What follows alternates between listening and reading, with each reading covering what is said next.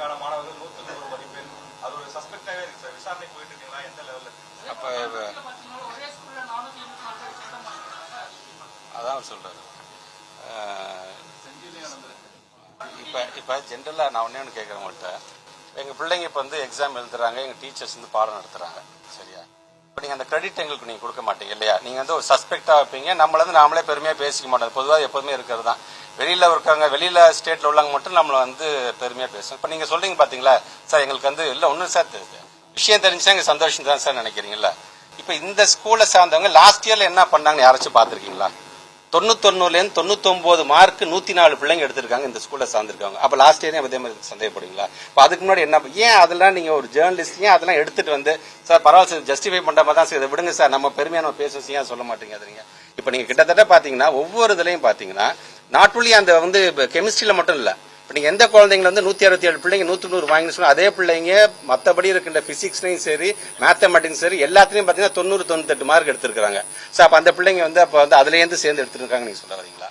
Sir நான் இதை பொறுத்த வரைக்கும் இருந்தாலும் நீங்கள் சொல்றது பத்திரிகையில் வந்துருச்சு. பத்திரிகை வந்து நாங்கள் வந்து சாதாரணமாக எடுத்துக்க மாட்டோம். எங்களை பொறுத்த வரைக்கும் எங்களை வழிநடத்தக்கூடிய பத்திரிகை செய்தியாகத்தான் நாங்கள் இது வரைக்கும் நான் பார்க்காது. விமர்சனமாக இருந்தாலும் சரி பாராட்டுகளாம் அதெல்லாம் சொன்னேன்.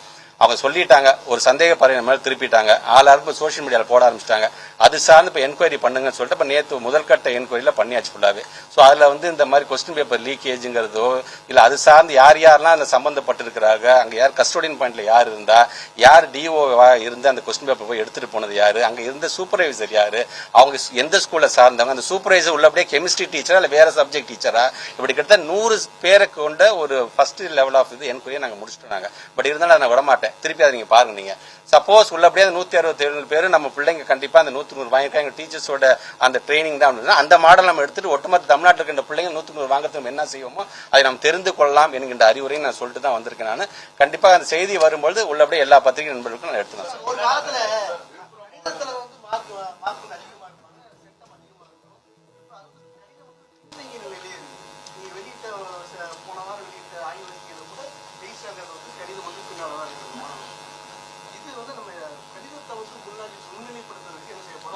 இப்போ இந்த ஸ்டேட் டெவலப்மெண்ட் பிளானிங் கமிஷன் ஒரு ரிப்போர்ட் எனக்கு சிஎம் கொடுத்தாங்க. நாங்களும் அதை ஃபுல்லாக எங்கள் டிபார்ட்மெண்ட் ஃபுல்லாக உட்காந்து பார்த்தோம். நீங்கள் சொல்கிற மாதிரி 3வது வகுப்பை சார்ந்திருக்கின்ற பிள்ளைகள் கணக்கு பாடத்தில் நேஷனல் ஆவரேஜை விட அதாவது நேஷனல் வந்து கொஞ்சம் நமக்கு வந்து ஒரு கம்மியான ஒரு பாயிண்ட்டை காமிச்சிருக்காங்க. 5th ஸ்டாண்டர்ட் 8th ஸ்டாண்டர்ட் பொறுத்த வரைக்கும் ஆங்கில பாடத்தில் நம்ம வந்து கொஞ்சம் குறைஞ்சிருக்கோம். But apart from that 8th ஸ்டாண்டர்டில் படிக்கிற குழந்தைகள் கணக்கில் வரும்பொழுது நேஷனல் ஆவரேஜை விட நம்ம கொஞ்சம் அதிகமாக தான் இருக்கிறோம் என்று சொன்னால் அது பத்தாது. அது ஆக்சுவலாக நீங்கள் சொல்கிற மாதிரி இப்போ இந்த 8வது படிக்கிற பிள்ளைகளை பொறுத்த வரைக்கும் எங்களுக்கு வந்து இப்போ இந்த கொரோனா பேட்ச்லேருந்து வந்த பிள்ளைகள் அதுக்கு நாங்கள் தயார்படுத்தி விட்டது எங்களோட கடமை தான். ஏன்னா 9, 10, 11, 12 எப்படியோ பசங்க நம்ம டீச்சர்ஸ் ப்ரெஷர் பண்ணி போட்டு அவங்க 12th நல்ல ரிசல்ட் நம்ம கொடுத்துருவோம். பட் ஆனால் அது மட்டும் போதுமானு சொன்னால் 8வது வரைக்கும் இருக்கிற அந்த பேசிக் அந்த கற்றல் என்பது அவசியம் தான். அதனால தான் நான் சொன்ன மாதிரி இந்த திறன் அப்படிங்கிற நாங்கள் ஒரு அனௌன்ஸ்மெண்ட் நாங்கள் கொடுத்துருக்கோம்.